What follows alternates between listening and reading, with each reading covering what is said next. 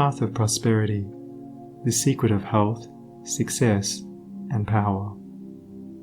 We all remember with what intense delight, as children, we listened to the never-tiring fairy tale. How eagerly we followed the fluctuating fortunes of the good boy or girl, ever protected in the hour of crisis from the evil machinations of the scheming witch, the cruel giant, or the wicked king. And our little hearts never faltered for the fate of the hero or heroine, nor do we doubt their ultimate triumph over all their enemies, for we knew that the fairies were infallible, and that they would never desert those who had consecrated themselves to the good and the true.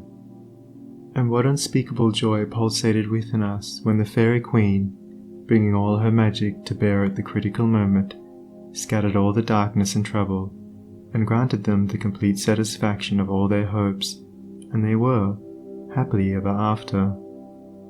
With the accumulating years and an ever-increasing intimacy with the so-called realities of life, our beautiful fairy world became obliterated, and its wonderful inhabitants were relegated, in the archives of memory, to the shadowy and unreal.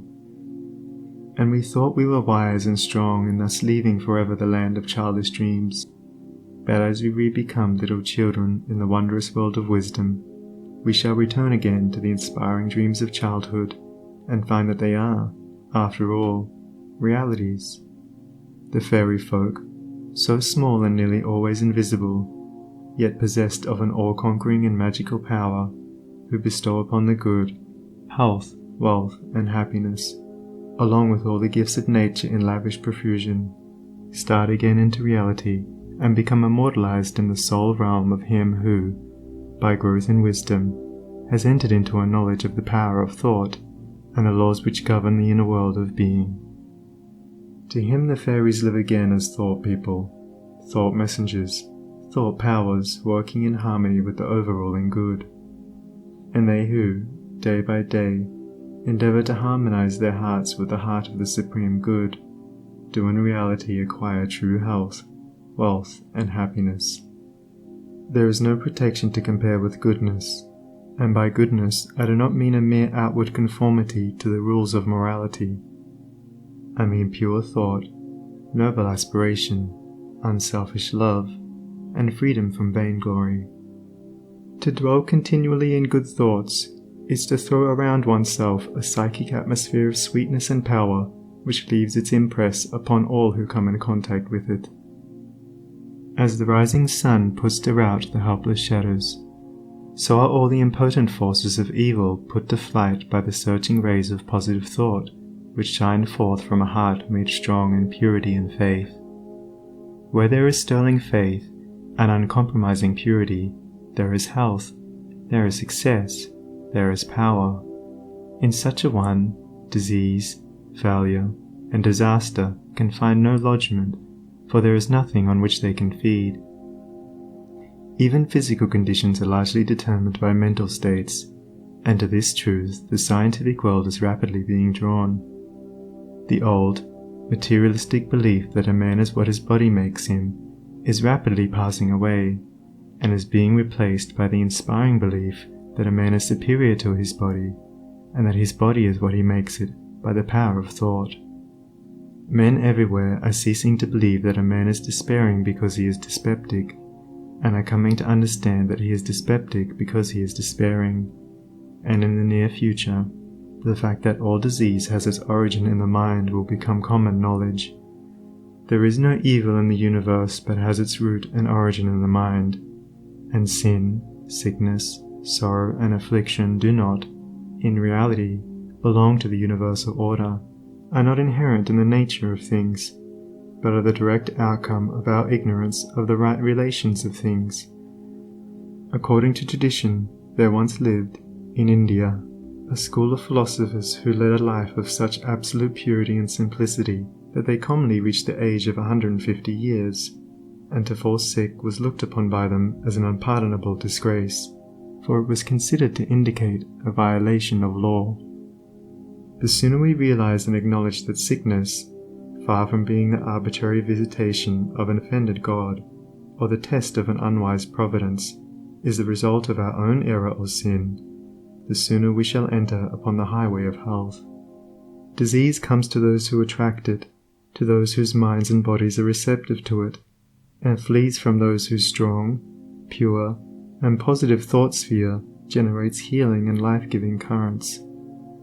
If you are given to anger, worry, jealousy, greed, or any other inharmonious state of mind and expect perfect physical health, you are expecting the impossible, for you are continually sowing the seeds of disease in your mind. Such conditions of mind are carefully shunned by the wise man, for he knows them to be far more dangerous than a bad drain or an infected house. If you would be free from all physical aches and pains, and would enjoy perfect physical harmony, then put your mind in order and harmonize your thoughts. Think joyful thoughts, think loving thoughts. Let the elixir of goodwill course through your veins, and you'll need no other medicine. Put away your jealousies, your suspicions, your worries, your hatreds, your selfish indulgences, and you'll put away your dyspepsia, your biliousness, your nervousness and aching joints. If you will persist in clinging to these debilitating and demoralizing habits of mind, then do not complain when your body is laid low with sickness. The following story illustrates the close relation that exists between habits of mind and bodily conditions. A certain man was afflicted with a painful disease, and he tried one physician after another, but all to no purpose. He then visited towns which were famous for their curative waters, and after having bathed in them all, his disease was more painful than ever. One night he dreamed that a presence came to him and said, "Brother, hast thou tried all means of cure?" And he replied, "I have tried all." "Nay," said the presence, "come with me, and I will show thee a healing bath which has escaped thy notice." The afflicted man followed, and the presence led him to a clear pool of water, and said, "Plunge thyself in this water, and thou shalt surely recover," and thereupon vanished. The man plunged into the water, and on coming out, lo! his disease had left him, and at the same moment he saw written above the pool the word, "Renounce." Upon waking, the full meaning of his dream flashed across his mind, and looking within he discovered that he had, all along, been a victim to a sinful indulgence, and he vowed that he would renounce it forever. He carried out his vow, and from that day his affliction began to leave him, and in a short time he was completely restored to health. Many people complain that they have broken down through overwork. In the majority of such cases, the breakdown is more frequently the result of foolishly wasted energy. If you would secure health, you must learn to work without friction. To become anxious or excited, or to worry over needless details, is to invite a breakdown. Work, whether of brain or body, is beneficial and health-giving, and the man who can work with a steady and calm persistency, freed from all anxiety and worry, and with his mind utterly oblivious to all but the work he has in hand, will not only accomplish far more than the man who is always hurried and anxious, but he will retain his health, a boon which the other quickly forfeits. True health and true success go together, for they are inseparably intertwined in the thought realm. As mental harmony produces bodily health, so it also leads to a harmonious sequence in the actual working out of one's plans. Order your thoughts and you will order your life. Pour the oil of tranquility upon the turbulent waters of the passions and prejudices, and the tempests of misfortune, howsoever they may threaten, will be powerless to wreck the bark of your soul as it threads its way across the ocean of life. And if that bark be piloted by a cheerful and never-failing faith, its course will be doubly sure, and many perils will pass it by which would otherwise attack it. By the power of faith, every enduring work is accomplished. Faith in the Supreme, faith in the overruling law, faith in your work, and in your power to accomplish that work. Here is the rock upon which you must build if you would achieve, if you would stand and not fall. To follow, under all circumstances, the highest promptings within you, to be always true to the divine self, to rely upon the inward light, the inward voice, and to pursue your purpose with a fearless and restful heart, believing that the future will yield unto you the meed of every thought and effort, knowing that the laws of the universe can never fail, and that your own will come back to you with mathematical exactitude. This is faith, and the living of faith. By the power of such a faith, the dark waters of uncertainty are divided, every mountain of difficulty crumbles away, and the believing soul passes on unharmed. Strive, O reader, to acquire, above everything, the priceless possession of this dauntless faith, for it is the talisman of happiness, of success, of peace, of power, of all that makes life great and superior to suffering.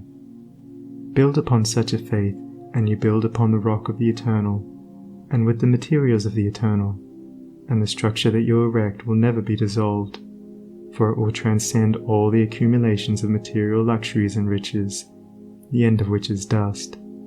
Whether you are hurled into the depths of sorrow, or lifted upon the heights of joy, ever retain your hold upon this faith, ever return to it as your rock of refuge, and keep your feet firmly planted upon its immortal and immovable base. Centered in such a faith, you will become possessed of such a spiritual strength as will shatter, like so many toys of glass, all the forces of evil that are hurled against you, and you will achieve a success such as the mere striver after worldly gain can never know or even dream of. If ye have faith, and doubt not, ye shall not only do this, but if ye shall say unto this mountain, Be thou removed, and be thou cast into the sea, it shall be done.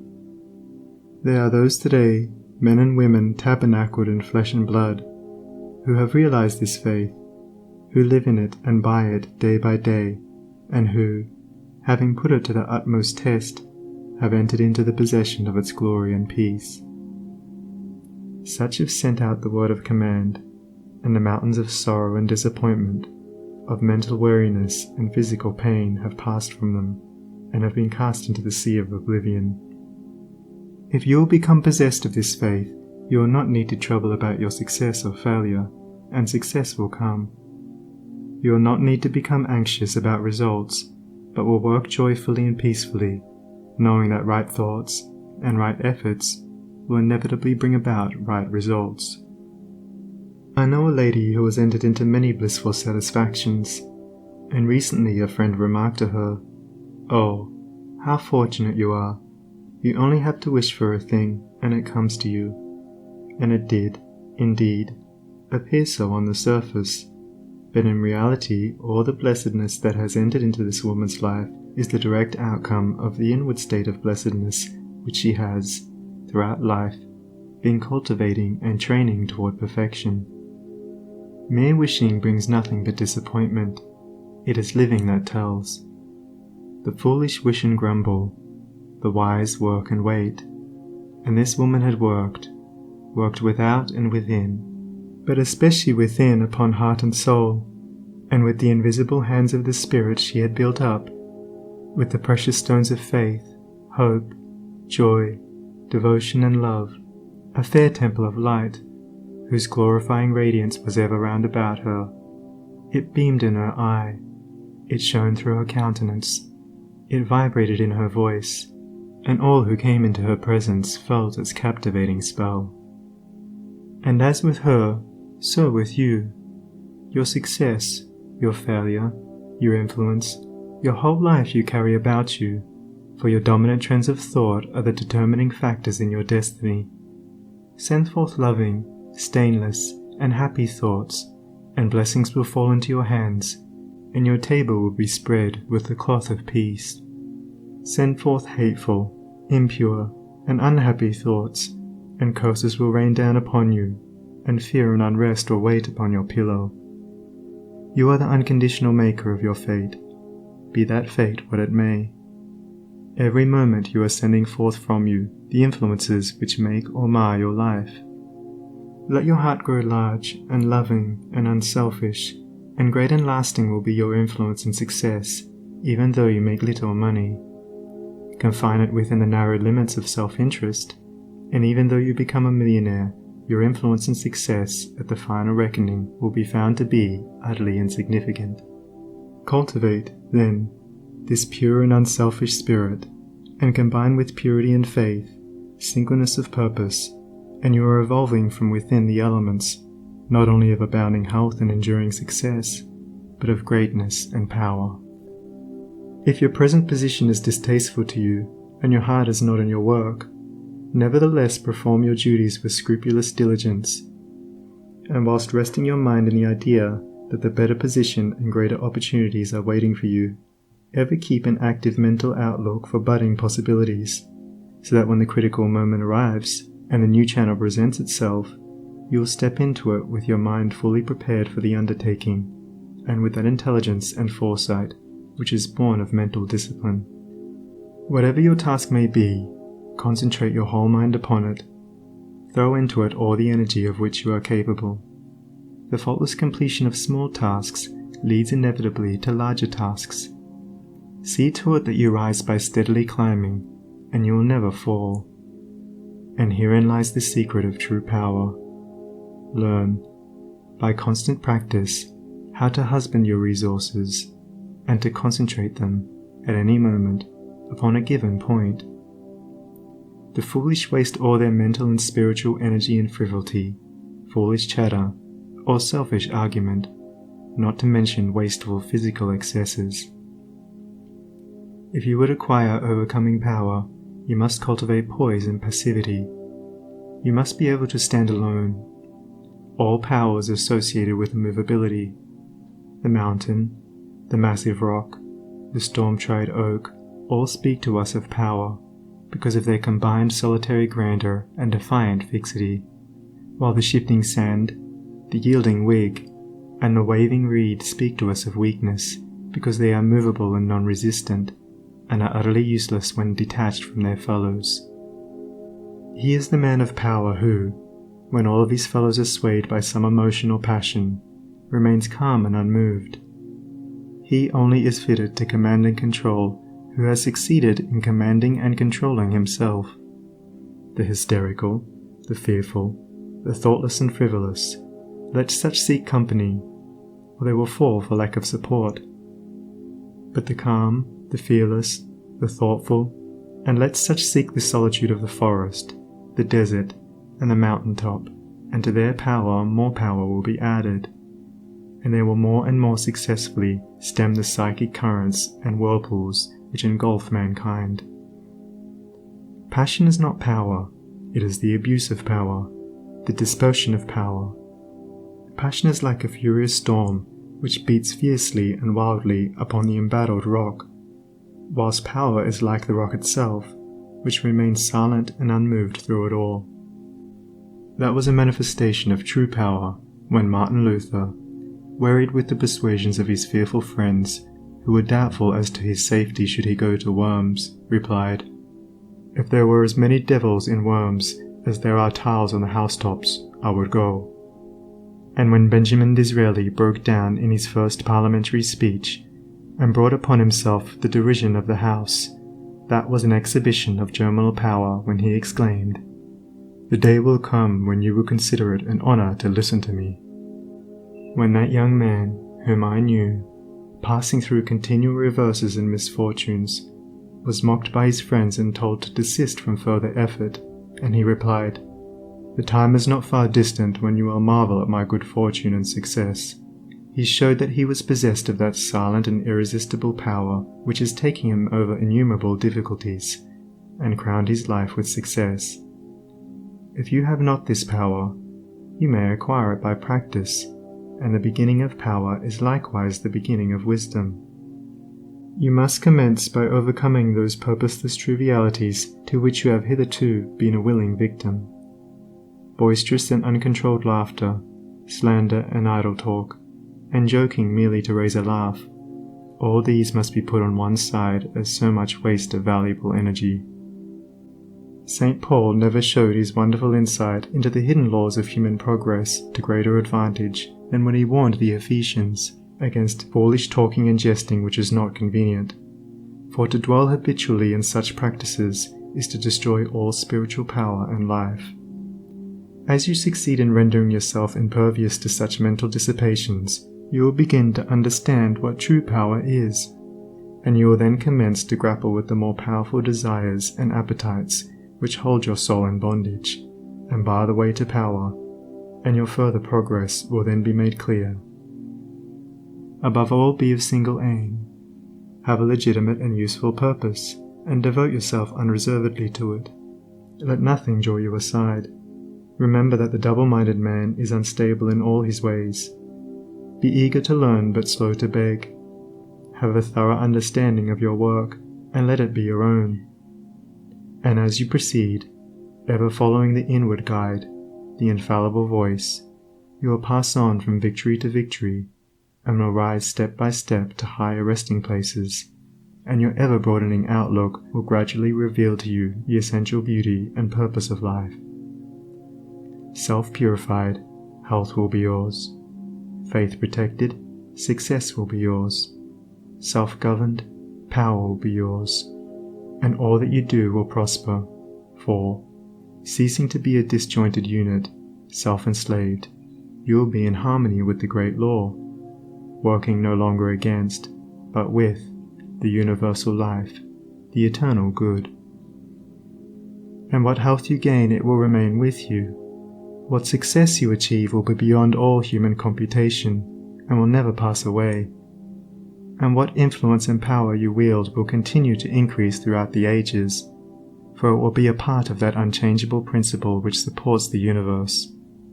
This, then, is the secret of health, a pure heart and a well-ordered mind. This is the secret of success, an unfaltering faith and a wisely directed purpose, and to rein in, with unfaltering will, the dark steed of desire. This is the secret of power. All ways are waiting my feet to tread, the light and dark, the living and the dead, the broad and narrow way, the high and low, the good and bad, and with quick step or slow, I now may enter any way I will, and find, by walking, which is good, which ill.